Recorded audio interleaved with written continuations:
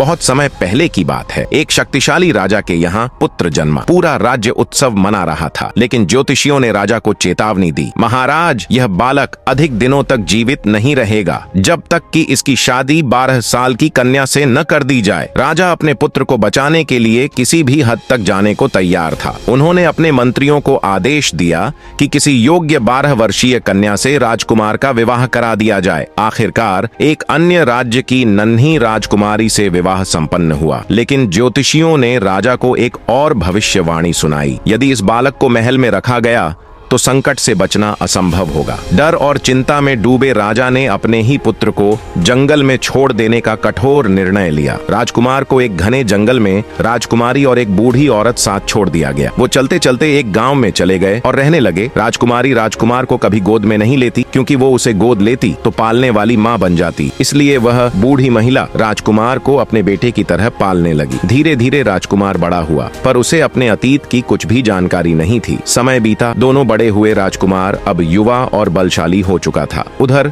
राजकुमारी भी बड़ी हो गई और अत्यंत सुंदर दिखने लगी, लेकिन गांव के कुछ युवक उसे परेशान करने लगे। जब भी कोई लड़का राजकुमारी को छेड़ता, राजकुमार को बहुत गुस्सा आता। वह हर बार उन्हें सबक सिखाता, मगर उसे खुद समझ नहीं आता था कि उसे इतना गुस्सा क्यों आता है। एक दिन राजकुमार ने राजकुमारी से सीधा सवाल किया, तुम्हें कोई तंग करता है तो मुझे इतना गुस्सा क्यों आता है? आखिर तुम मेरी हो कौन? राजकुमारी मुस्कुराई और कहा, हम दोनों का विवाह बचपन में ही हो चुका है, मैं तुम्हारी पत्नी हूँ। यह सुनकर राजकुमार हैरान रह गया। धीरे धीरे वह समझ गया कि यही उसकी किस्मत थी। धीरे धीरे राजकुमार और राजकुमारी में प्रेम हो गया। एक दिन जब वो जंगल पार कर राजमहल पास गए तो पंडित ने राजा से कहा, महाराज, आपका पुत्र और बहू आ गए। जब राजा को पता चला कि उसका पुत्र जीवित है तो उसकी आंखों में आंसू आ गए। उसने अपनी गलती स्वीकार की और पूरे राज्य में जश्न मनाया। राजकुमार और राजकुमारी को उनका हक और सम्मान मिला और वे खुशी खुशी अपना जीवन बिताने लगे। कहानी से सीख।